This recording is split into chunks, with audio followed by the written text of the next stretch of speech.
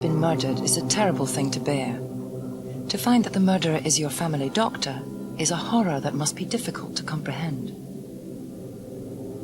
But in the north of England, in a small market town called Hyde, near Manchester, families have had to learn to accept the fact that their friendly, highly respected doctor had quietly and persistently been murdering their loved ones.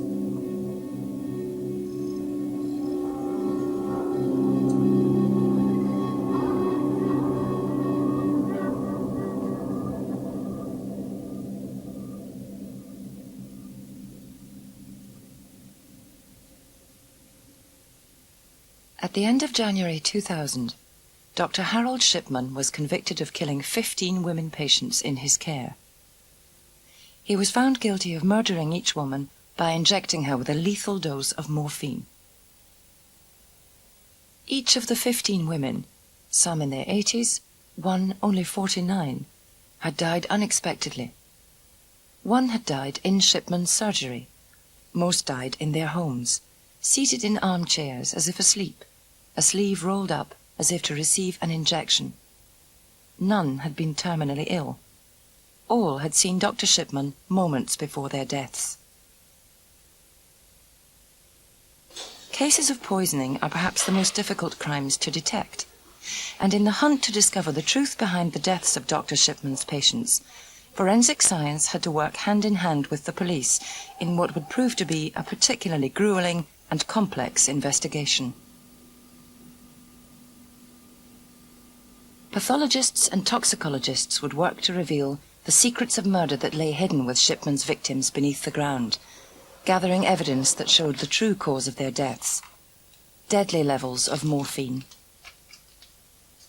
Detective work would uncover a mass of circumstantial evidence: forgeries, falsified medical records, fictional appointments, stockpiled drugs, dismantling piece by piece the facade of the man whom many had known for so long as the best doctor in town. The families and friends who have lost their loved ones still struggle to understand Shipman's crimes. How did he manage to carry out the murders for so long? Why did he choose morphine, a drug that was popular with poisoners of old, but a far from obvious choice for the modern murderer? Why did he kill at all?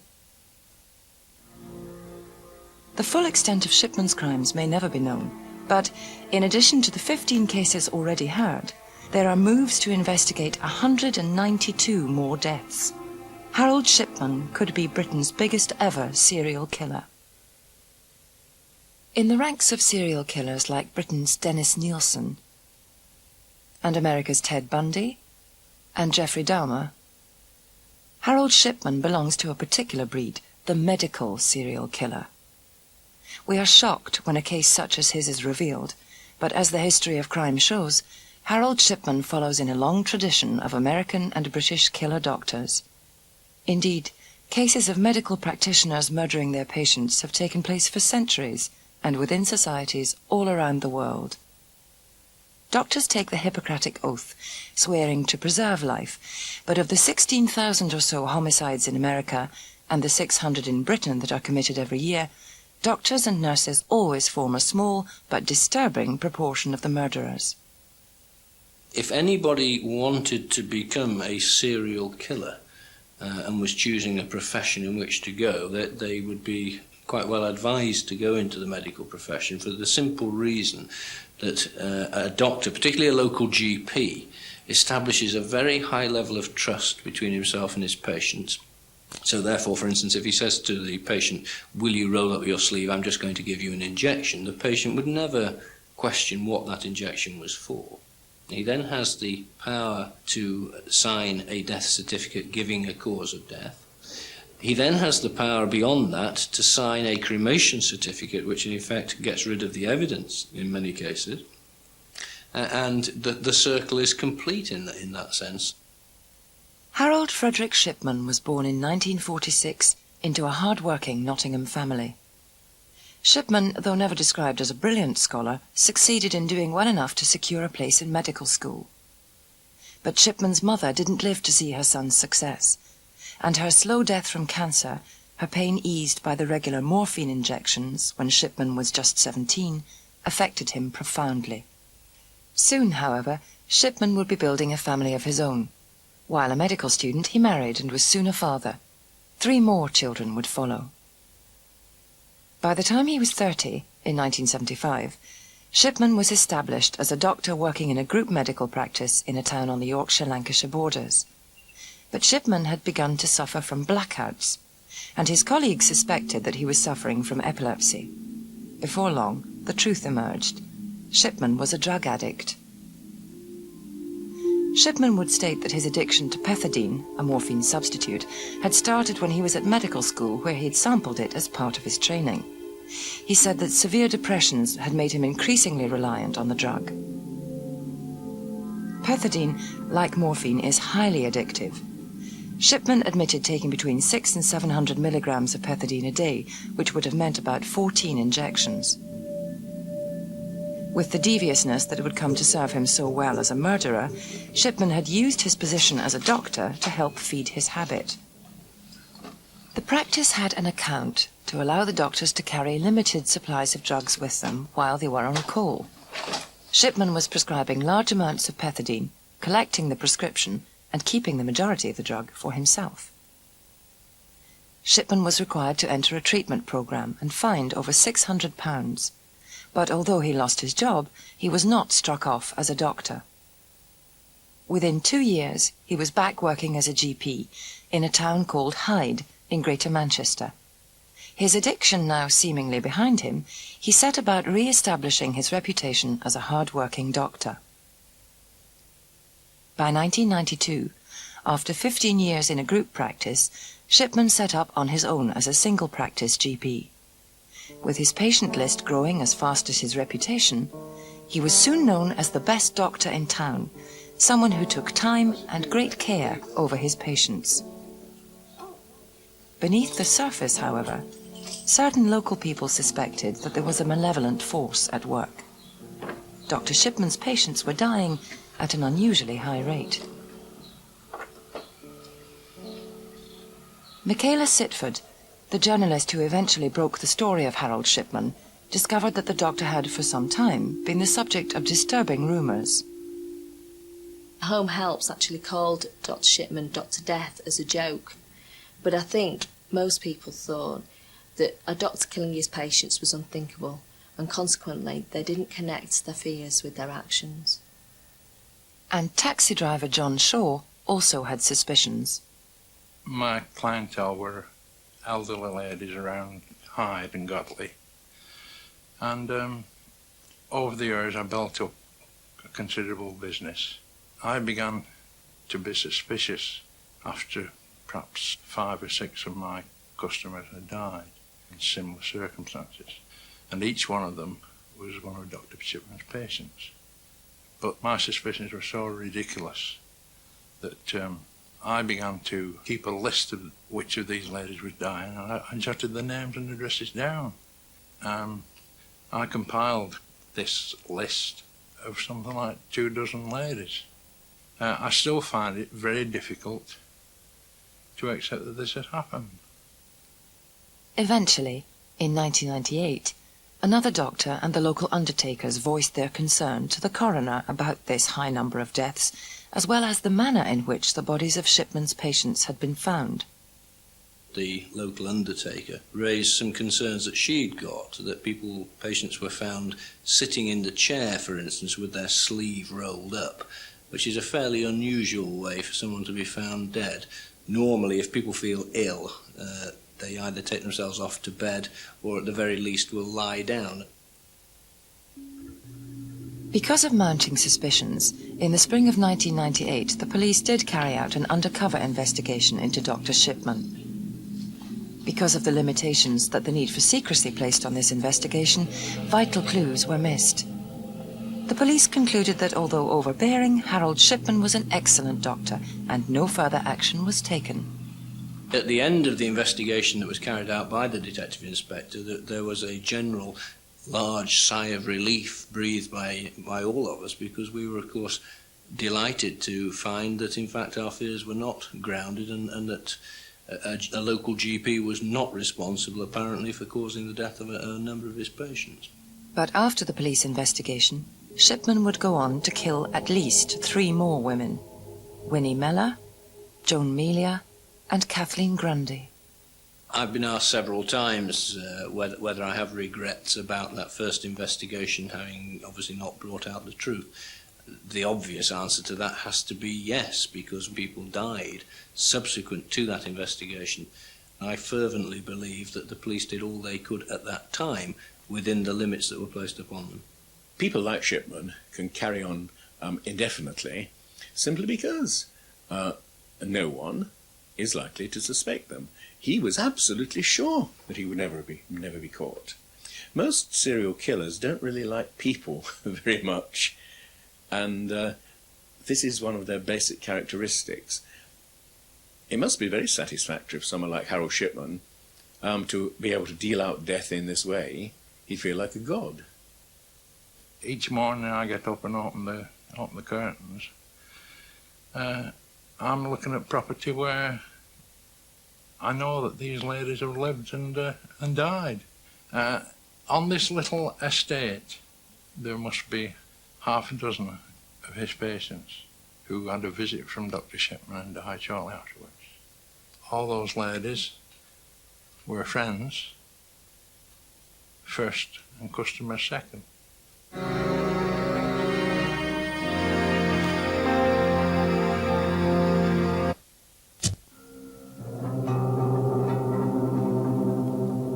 When a doctor turns to crime, he should make the greatest of criminals, said the fictional detective Sherlock Holmes.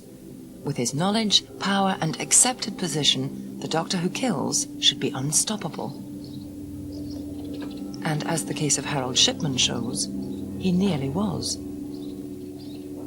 Finally, however, it was a poorly forged will, that of his patient Kathleen Grundy, that sparked a police inquiry which would eventually reveal the true extent of Shipman's terrible crimes.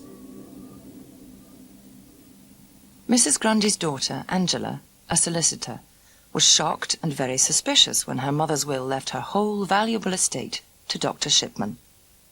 The will had been drafted just 2 weeks before Mrs. Grundy's death and replaced one that Angela had kept for her mother for years. She was sure that the signature wasn't her mother's. Though grief-stricken, Angela Woodruff wanted to get to the bottom of the matter. She traced the 2 signatories on the will and found that they were patients of Dr. Shipman who had called them into his consulting room to sign it. Her suspicions increased. Either the doctor was being framed, or something even more sinister had happened. When Angela Woodruff took the will to the police, they confirmed it was a forgery. Alarm bells rang. Only months beforehand, they had investigated the suspiciously high death rate of a local doctor. His name was Harold Shipman. The police now faced the possibility that Dr. Shipman had killed Mrs. Kathleen Grundy for money and possibly murdered other patients. What had started as a forgery case would quickly become murder, and then multiple murder. When investigating the deaths of Harold Shipman's patients, the police had to establish that they had died from unnatural causes. Poison has long been the obvious choice of the murdering doctor. He knows the nature of poisons, the lethal dose, and how to time its administration. Using this professional knowledge, medical murderers usually choose a means of death that will arouse the least suspicion, using substances that they know will mimic natural diseases. Many have used insulin, which is produced naturally in the body, and which breaks down quickly, making it difficult to trace. The police suspected that if he had committed murder, it was likely that Harold Shipman would have chosen insulin. The most important proof of poisoning is its detection within the body. It became clear that if the police were to find the truth behind Kathleen Grundy's death, it would be necessary to exhume her body. That was a gigantic step as far as we were concerned, certainly back to when Greater Manchester Police was formed in 1974. No exhumation had ever taken place in the Greater Manchester area. What we had to do was to convince the coroner that we had sufficient suspicion to warrant that big step, and to convince the family as well. In any case where there's the possibility of murder, the body has to be fully examined. Clearly we can't convict someone of a murder just on the off chance that we think they may have poisoned them or shot them.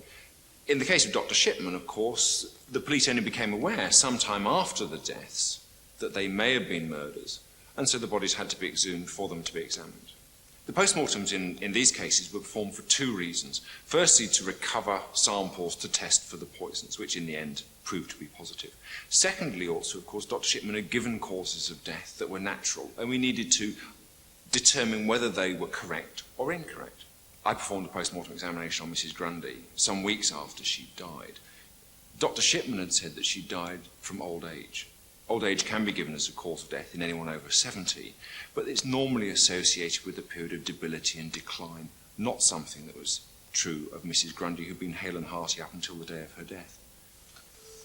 As the case progressed, the exhumation of Shipman's victims would be repeated with grim regularity. Once the pathologists had completed their work, several weeks elapsed as toxicological forensic tests were carried out. Initially, we took tissue samples, those being the liver and the muscles. A small sample of those was made into a homogenid, which is basically liquidizing small samples of tissues. The screening test identified an opiate in all the tissues that we sampled.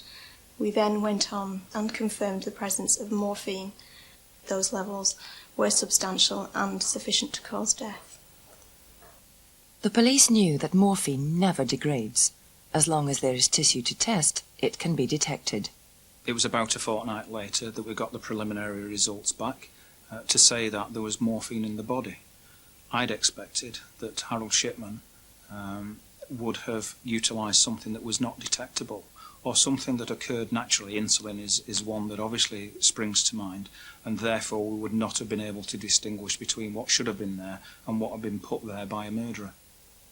The police now had enough evidence to arrest Shipman, and on the 7th of September 1998, he was charged with the murder of Mrs. Grundy, with theft by deception and forgery. The investigation now gathered momentum, and after Mrs. Grundy's exhumation, 11 more followed. Day after day, families in the town of Hyde watched and waited as their beloved mother, sister or aunt was removed from what was thought to have been her last resting place. Again and again, the pathologists rejected the cause of death that Shipman had written on the death certificates, and all but 3 of the bodies showed fatal levels of morphine. Everybody I spoke to could not believe that he would do such a thing. He'd always been such a kind, caring doctor with so much time for everybody. Some people seem to think it might have been a mercy killing.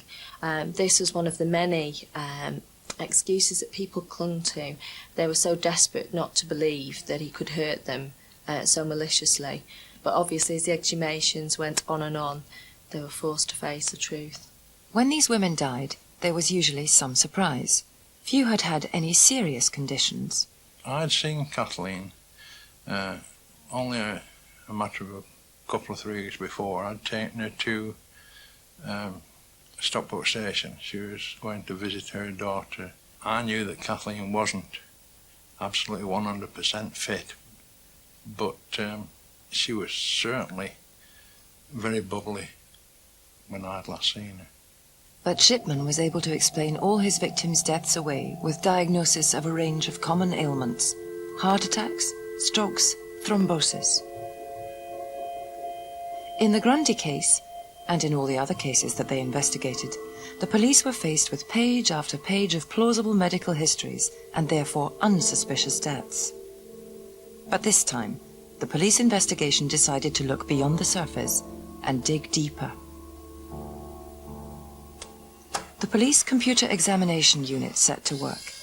They followed an audit trail, a shadow left deep in the computer's memory. The police discovered that Shipman had tampered with his victims' medical notes. In each case, he had changed them to make the women look more ill than they were.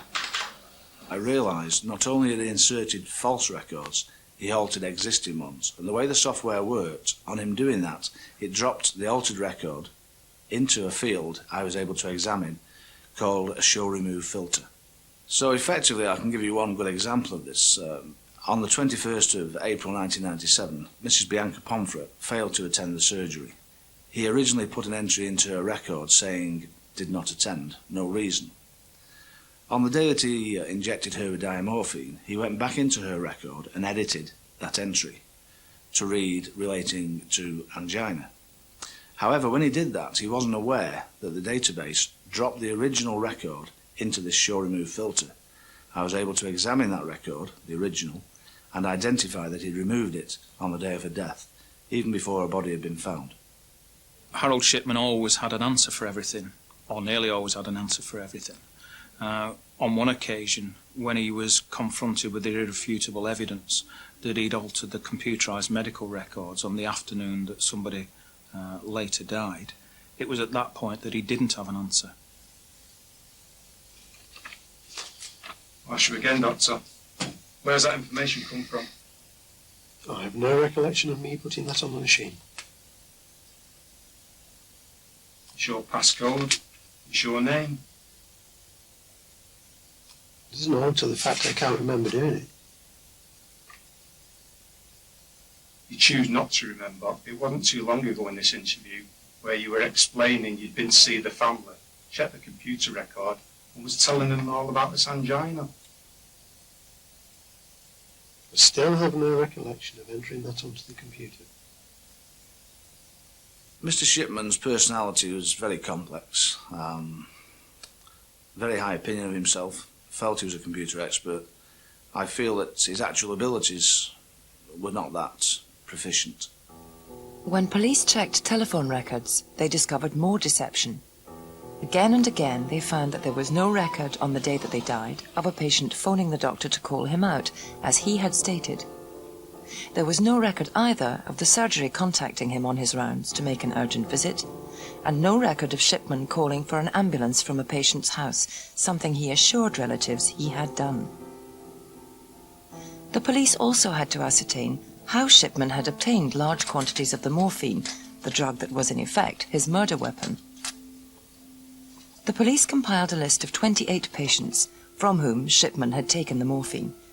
His method relied on keeping what remained of the drug after a patient had died, prescribing morphine to patients who were actually dead, and in some cases healthy patients who had no need of it, all this in order to keep it for himself. As the court in Shipman's trial would hear, the speed with which morphine takes effect would also have appealed to Shipman. Families and jury listened in horror as the symptoms of death by morphine were described.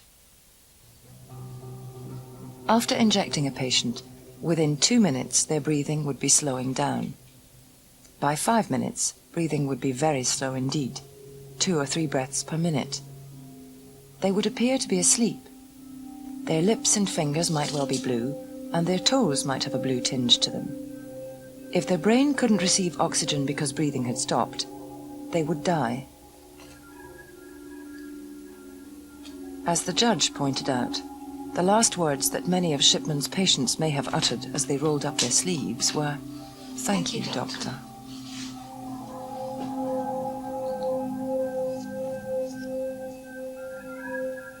Morphine was a strange choice for a modern medical murderer such as Dr. Harold Shipman. He had used a drug that can point a finger at a killer decades after a murder. Perhaps knowing that morphine can be traced, Shipman had always attempted to persuade his victims' families that their relation had wanted to be cremated, but he must have known that many of his victims would in fact be buried. Why then did he choose morphine? Morphine is an alkaloid and was first extracted from opium in 1805. It was used to great effect during World War I to treat battle casualties. But difficulty in controlling morphine dosage led to the maxim that it is better to have a little pain with too little of the drug rather than no pain at all with too much. Morphine works by depressing the nervous system and brain activity. Medicinally, it has to be used with great care because an overdose can stop the brain and heart from working altogether. For the murderer, its attraction is exactly the speed with which it can cause death, and because of this, it has long been seen as an effective murder weapon. But if Harold Shipman had taken the time to study criminal history, he would have seen that though popular with medical murderers, doctors who use morphine have rarely escaped detection. In American criminal history, the case of medical student Carlisle Harris in 1891 shows how morphine poisoning leaves telltale signs that were recognized more than 100 years before Shipman carried out his murders. Carlisle Harris was arrested for the murder of Helen Potts, a 19-year-old he had secretly married the year before. He was charged with killing Helen by giving her capsules filled with morphine. The poor girl took the pills her husband had told her would help her sleep. She was at her school in New York when she succumbed to the drastic effects of the morphine. A doctor was called to her bedside, and he immediately detected the telltale sign of a morphine overdose. The pupils of her eyes had symmetrically contracted to pinpoints, and despite his best efforts to save her, she died that morning. Helen's body was buried, but before long the dead girl's mother began to suspect her son-in-law, and eventually Harris was arrested and charged with her murder. Helen Potts's body was exhumed, and the celebrated toxicologist August Whithouse detected morphine during 16 different tests. Added to this was the testimony of Harris's lecturer at medical college, who stated that he had lectured on morphine poisoning only 10 days before her death. The case caused a sensation at the time. Harris was found guilty of murder and was sentenced to death. The Carlisle Harris case highlights one of the drawbacks of using morphine as a poison.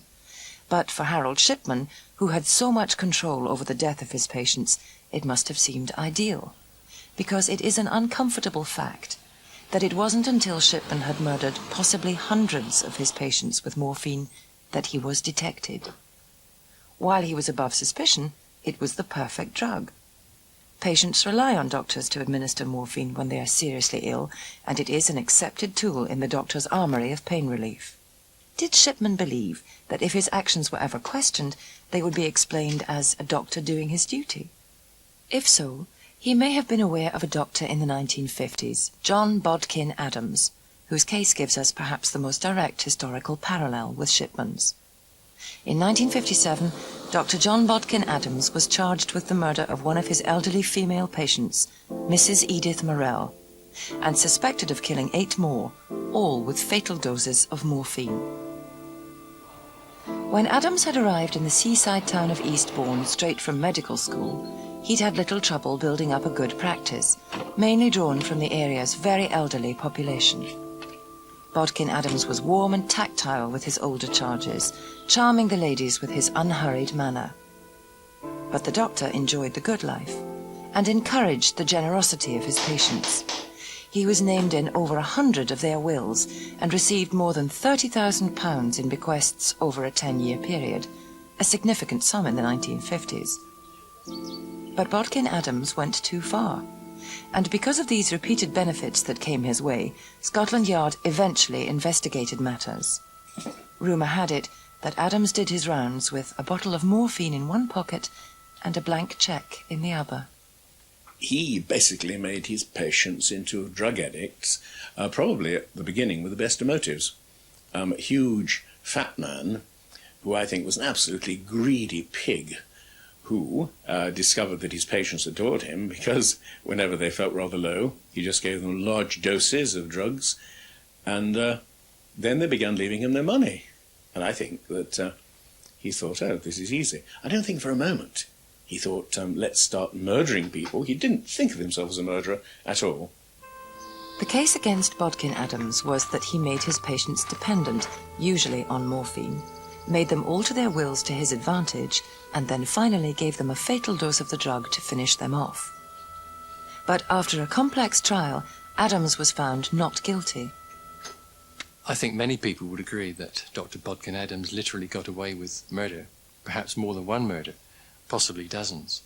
At his trial, there was a great deal of circumstantial evidence against him, but there was a very poorly presented prosecution case, as a result of which the jury acquitted him of murder.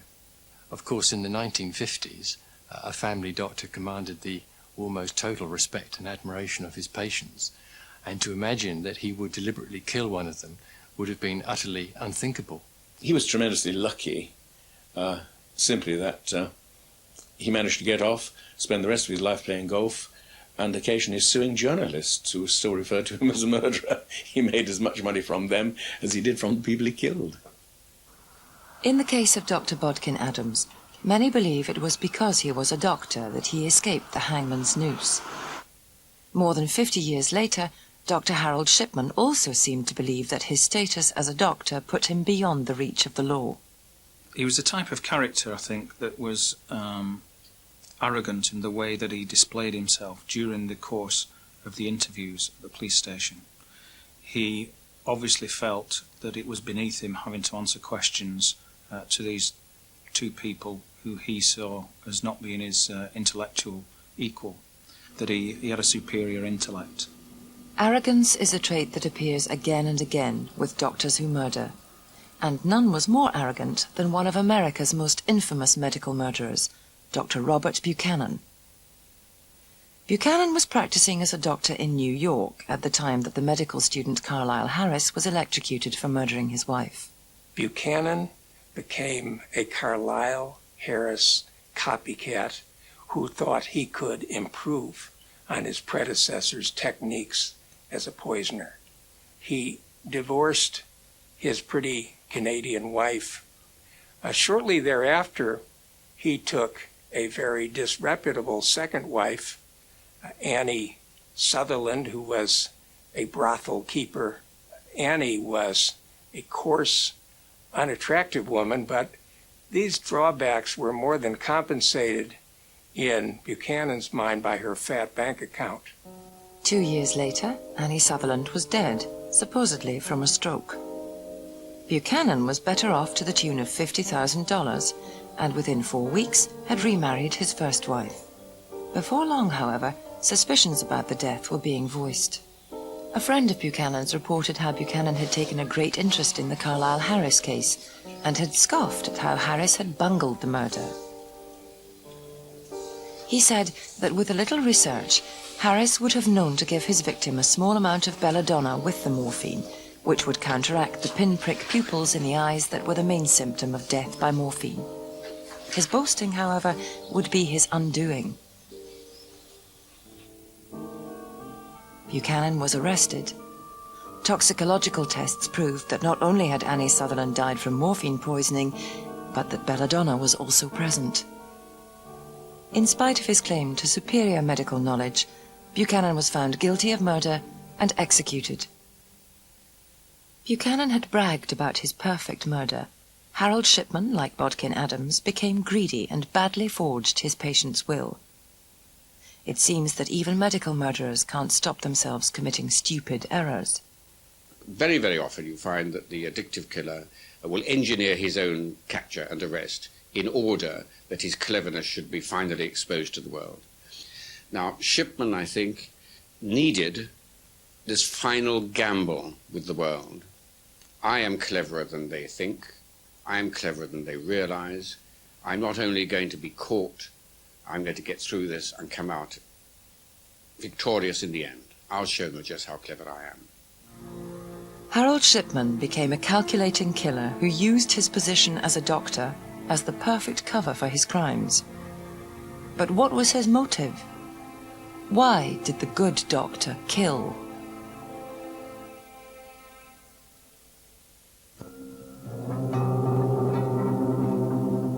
During the investigation into Dr. Shipman's crimes, his motive has been the hardest area to comprehend. Apart from Kathleen Grundy's badly forged will, he didn't appear to seek financial gain. He seemed to thrive on his career and the life he had built. What then were the demons that compelled him to turn his back on humanity and snuff out life? Some of the things which link serial killers, of course, are in their backgrounds, usually from rather poor social circumstances, frequently people who are not terribly well educated, but have big ambitions to be famous, make a lot of money, but don't succeed. Now, Dr. Shipman didn't really fit that pattern. He was a professional man. He'd obviously had a good education, and he was modestly successful in his chosen profession.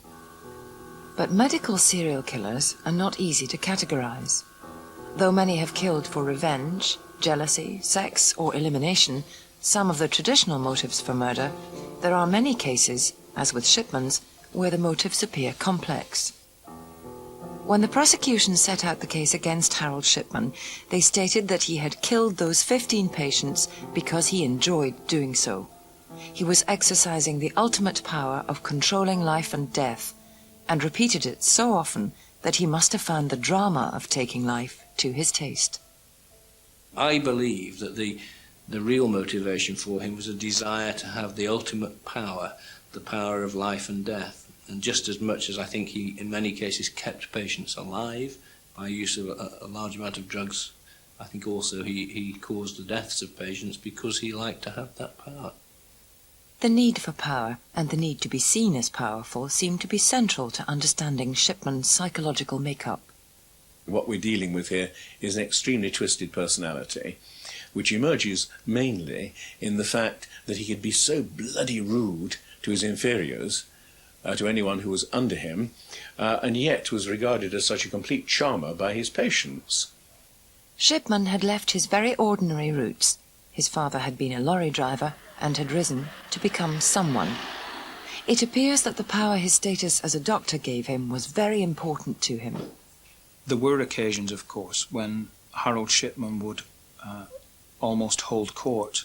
He would get together members of the family, either at his surgery at the time when he was issuing the death certificate, or on the evening of the death, almost as if he was drawing out that process, having the power over these people, in that he was the one that had that knowledge and he would share it when he was ready to share it.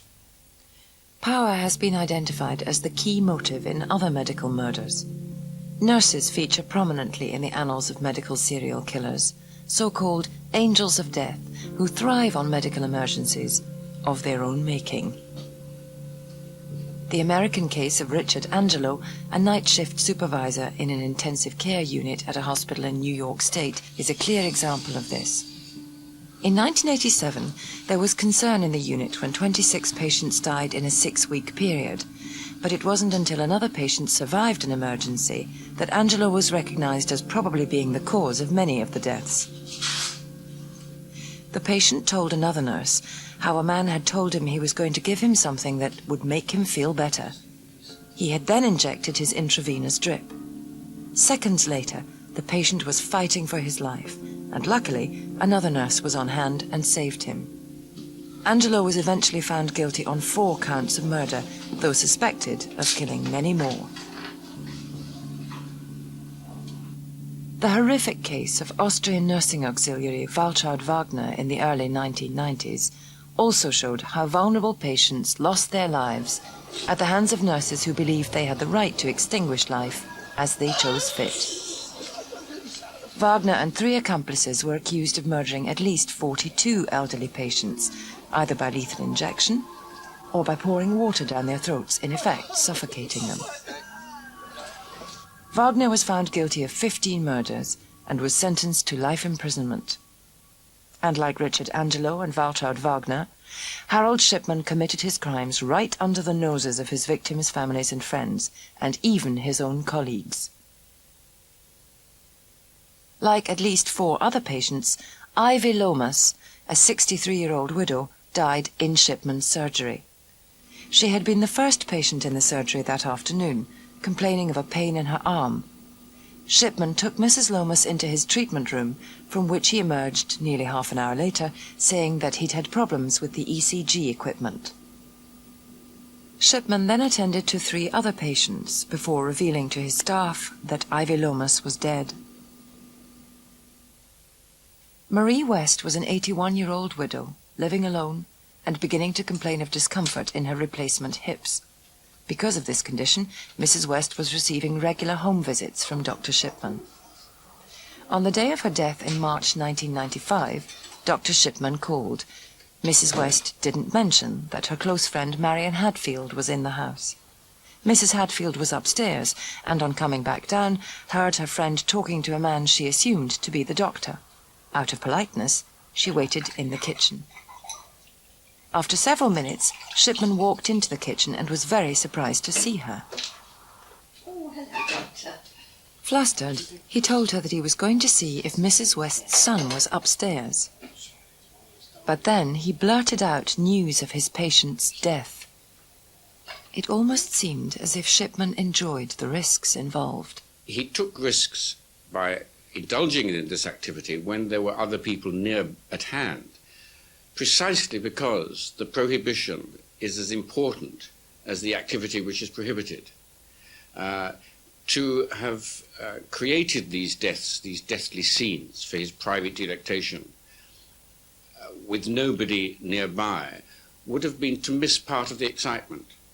It was important that he should show to himself how clever he was, that he could get away with this, with somebody the other side of the door. It was proof to him of his superiority. Secretly, he's saying to himself, aren't people stupid? And Shipman always had a plausible answer at the ready if anyone queried his unexpected visits.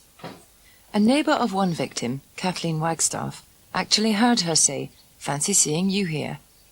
45 minutes later, Mrs. Wagstaff was dead. But Shipman's choice of victim, older women who, divorced or widowed, lived alone, may also throw light on the complex question of motivation. I think the death of his mother is of cardinal importance in his history.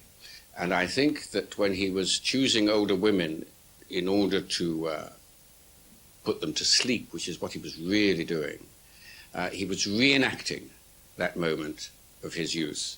It's not the fact that he witnessed her death which matters, it's the fact that he witnessed her suffering and was able to alleviate it. He saw that she was injected with morphine, and he saw that that made her happy and relaxed. And there may very well be, in fact I'm convinced, there is a subconscious element of repetition going on. He was re-giving that gift to his mother each time with the death of another woman. During his trial, case after case showed that Shipman had been with victims as their lives ebbed away. He would sit and watch the effects of the lethal dose of morphine, or, in one known case, walk around the room looking at his victims' possessions. The point about Shipman was that he had a very deep need to be alone with the corpse. It was a furtive, secret pleasure. The deepest moment of pleasure for him would not be at the time that death occurred, but immediately afterwards, when he now had his own private creation. The act of killing was not what mattered so much to him as the result of the killing. It was the presence of death which entranced him. Another aspect of Harold Shipman that gives a clue to his profile as a murderer is his early drug addiction. Studies of multiple murderers have shown that addictive patterns of behaviour are central to understanding the mind of the serial killer. He was hooked, just like a drug addict. He got something out of each crime. It sort of left him feeling good, and he would probably have continued for the rest of his life. Not only had Shipman been an addict, but as a middle-aged doctor, his life was dominated by drugs and needles. A fascination with drugs is often found in poisoners, who appear to relish the preparation of the poison as much as its administration. A classic example of this is Graham Young, the infamous British poisoner of the 1960s and 70s. Graham Young was obsessed with drugs and poisons. He poisoned various workmates and friends and members of his family and attempted to poison other people as well. He said of his desire to kill, "It was like a drug habit, except it was not me taking the drugs." His obsession was so extreme that even at the funeral of his stepmother, whom as a little boy he had loved, but who he had confessed to murdering by poisoning, he poisoned his uncle, who luckily recovered. Graham Young could give no explanation for his crimes except to say that he had a terrible coldness inside him, and in this he appears to resemble Dr. Shipman. For when Shipman killed, he no longer saw his patients as human beings. He was distanced from them. They were not real people with personalities, with families, with lives. In this, Harold Shipman typifies the ruthless egotism that characterizes poisoners. And like all doctors and nurses who murder, he was guilty of grossly misusing his medical training. As the judge in Harold Shipman's case, Mr. Justice Forbes, stated after the jury had brought in the verdict, "Each victim was your patient. You murdered each and every one of your victims by a calculated and cold-blooded perversion of your medical skills." On the 31st of January 2000, Harold Shipman was found guilty of the murder of 15 women. As a result of the Shipman case, Britain's National Health Service plans to introduce an early warning system where medical staff would be encouraged to report unusual events, such as patients dying in a surgery. A system called revalidation, where doctors have to prove that they are fit to practice, is also being considered both in Britain and America. The Greater Manchester Police Force have stated that they are examining the suspicious deaths of almost 200 more of Dr. Shipman's patients. The case goes on. It is worth remembering that when a doctor commits a crime, he becomes a criminal, just another felon trying to avoid detection. Seeing Shipman in court, you saw the personification of utter ordinariness, nondescript, unnoticeable, unremarkable, but deeply evil.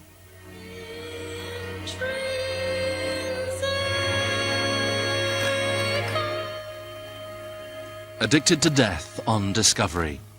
British Murder Stories continues next with a mystery from the 19th century, an ongoing mystery as the identity of Jack the Ripper is yet to be revealed.